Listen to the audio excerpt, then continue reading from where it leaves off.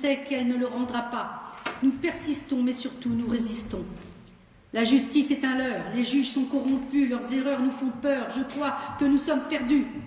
Tous ces juges pour enfants qui nous empêchent de vivre correctement, on les a vus défiler et surtout se défiler pendant ces 11 années. Mais leur jugement, lui, ne change pas. La mère est une saloperie qui nous pourrit la vie et le père est idéal, bande de chacals. Ce qu'ils ne savent pas, c'est qu'il faut apprendre pour connaître, connaître pour apprendre et comprendre pour juger. Eux rendent des jugements biaisés, sans se soucier de qui on est, sans savoir la moitié de ce qu'on a enduré. Une fois rentrés chez eux, ils sont heureux, nous laissant avec une acide envie de suicide. En plus de ça, l'école en rajoute, en nous faisant étudier les principes de la justice dont je doute. Je voudrais prévenir Madame P, même si elle n'est pas présente, que la différence entre les cahiers et la réalité est flagrante. Cette professeure d'histoire-géographie, c'est la seule qui m'a comprise, la seule qui s'est souciée de ma vie. Elle a pris la peine de me parler, elle a pris la peine de m'écouter. Elle ne m'a pas arrêtée, elle ne m'a pas jugée.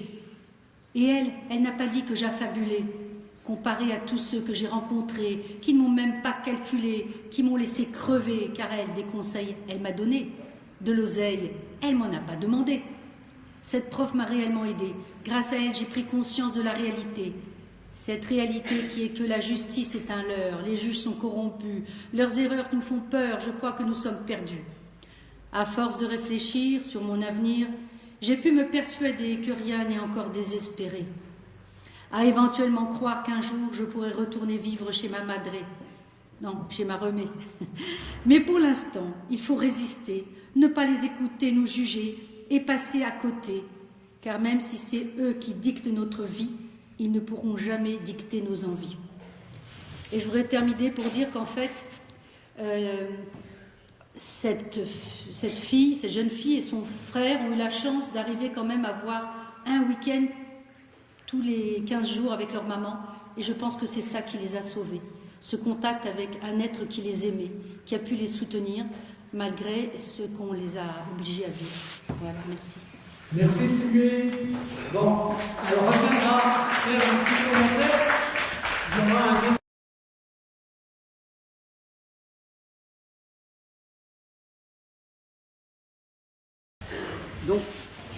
Donc Sylvie va faire son deuxième petit volet de lecture et tout de suite après, Vanessa va prendre le relais sur la suite de l'historique que nous a fait Marion.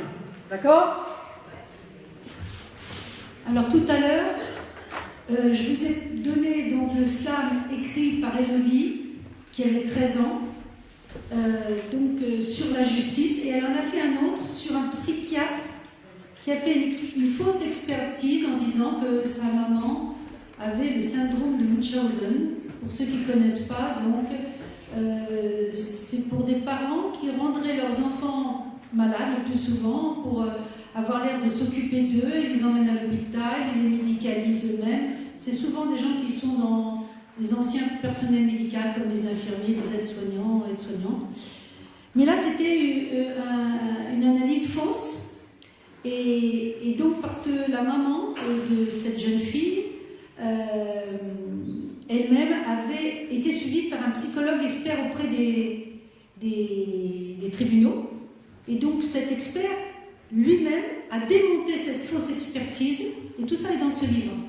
Vous avez les deux. C'est un témoignage très complet. Et du coup, la maman, elle a demandé d'ailleurs à ce psychiatre, mais pourquoi vous avez fait cette fausse expertise? Il a répondu, c'est pour faire plaisir au juge. Alors je vais vous lire donc ce slam qu'elle a fait pour parler de cet expert. Donc colère d'Élodie qui a pris connaissance de l'expertise du docteur Savy au travers d'un slam. Docteur Savy, toi, t'as rien compris à ma vie, à part la foutre en l'air et insulter ma mère. T'es soi-disant un expert, mais tu dois sûrement être un expert qui en veut à la terre entière.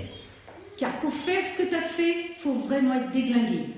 Tu dis que je suis en conflit de loyauté, mais change de CD.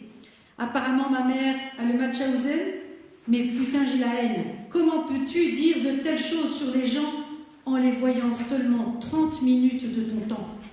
Faut pas croire, hein. Ma mère m'a pas donné de médicaments. Laisse-moi avec les miens. Arrête de dire comment. Parce qu'au bout d'un moment, ça devient lassant. Tu dis qu'il faudrait enlever l'autorité parentale de ma mère. En fait, t'es ni un expert, ni un expert. T'es rien qu'un pervers.